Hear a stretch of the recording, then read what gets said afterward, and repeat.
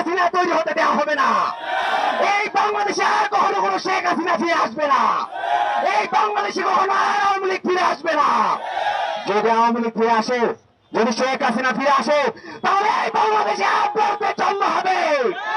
এই বাংলাদেশে আবু সাইদরা গড়ে উঠবে। এই বাংলাদেশে আবু সাইদ মুক্তরা 24-এর সৈনিকেরা তারা বারবার রাজপথে বুক চেতিয়ে দেবে ভারতীয় আগ্রাসনের বিরুদ্ধে। আমরা বলতে চাই, আজকে আমরা লক্ষ্য করলাম আগরতলায় বাংলাদেশের উপ হাই কমিশনে হামলা চালানো হয়েছে। এটি সরাসরি বাংলাদেশের সাথে ভারত যুদ্ধ ঘোষণা করেছে। যেখানে আমাদের শান্তি সম্প্রীতি বজায় রাখার কথা, সেখানে ভারত শান্তি সম্প্রীতি বজায় রাখার পরিবর্তে বাংলাদেশের সাথে এমন এক দ্বন্দ্ব তৈরি করেছে, যার কারণে এই বাংলাদেশ এবং ভারতের মধ্যে আমাদের যে সম্প্রীতির জায়গা ছিল সেটি ধীরে ধীরে নষ্ট হচ্ছে। সুতরাং আমরা বলতে চাই, আপনারা দ্বন্দ্ব তৈরি করবেন না, বিদ্বেষ তৈরি করবেন না, শান্তিপূর্ণ অবস্থান করুন। আমাদেরকে কখনো শান্তি শিখানো লাগবে না। ভারত থেকে আমরা কখনো শান্তি শিখবো না। এই বাংলাদেশ সম্প্রীতির বাংলাদেশ, এই বাংলাদেশ স্বাধীন বাংলাদেশ, এই বাংলাদেশ 24 পরবর্তী স্বাধীন বিপ্লবী তরুণ প্রজন্মের বাংলাদেশ। এই বাংলাদেশে গত 53 বছরে ভারত যেভাবে সংখ্যালঘু কার্ড খেলেছে, এই সংখ্যালঘু কার্ড দিয়ে বাংলাদেশের মধ্যে আর কখনো হিন্দু মুসলিম বিভেদ তৈরি করা যাবে না।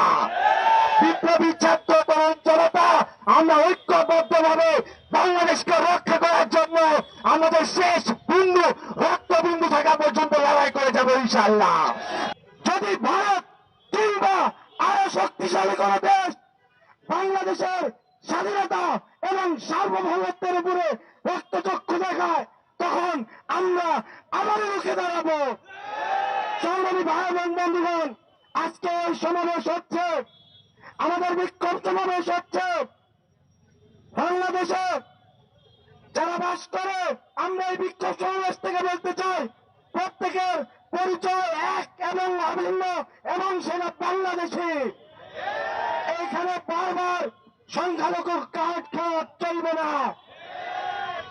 ভারতের মোদী সরকারকে বলতে চাই, মোদী সরকার কিন্তু এই গণঅভ্যুত্থানের ফলে উৎখাত করা হাসিনাকে আশ্রয় প্রদানের মাধ্যমে চূড়ান্তভাবে লেজিটিমেসি হারিয়েছে। একটি রাষ্ট্র, সেই রাষ্ট্রের অভ্যন্তরে অবস্থিত বাংলাদেশের high commission, deputy high commission, আমরা দেখেছি কলকাতা হাই কমিশনের সামনে তারা বাংলাদেশের জাতীয় পতাকার অবমাননা করেছে। ঢাকা থেকে কিন্তু পাল্টা স্টেটমেন্ট গিয়েছে। আজকে দেখলাম আগরতলায় যে ডেপুটি হাই কমিশন ছিল, সেই হাই কমিশনের ভেতরে ঢোকে বাংলাদেশিদের ধরে ধরে পেটানো হয়েছে। আমরা বলতে চাই, পাল্টা স্টেটমেন্ট যেন বাংলাদেশের এই গণঅভ্যুত্থানকারীদের পক্ষ থেকে না যেতে হয়, তাহলে কিন্তু মুরগির গলা চাপ দিয়ে ধরা হবে। খুনি শেখ হাসিনা পালিয়ে যাওয়ার মধ্য দিয়ে ভারতের অগ্রাসনের পতন হয়ে গেছে। ভারতের কোন দাদাগিরি এই নতুন বাংলাদেশে আর চলবে না। যারা বিভিন্ন ভাবে ভারতের পায়ে তাড়া করতে চান, ভারতের তাড়ালি করতে চান, তাদেরকে আজকে এই সমাবেশ থেকে বলতে চাই, আপনারাও ভারতে ভূমিদারের মতো পালিয়ে যান। আপনাদের জায়গায় এই তরুণদের বাংলাদেশে হবে না।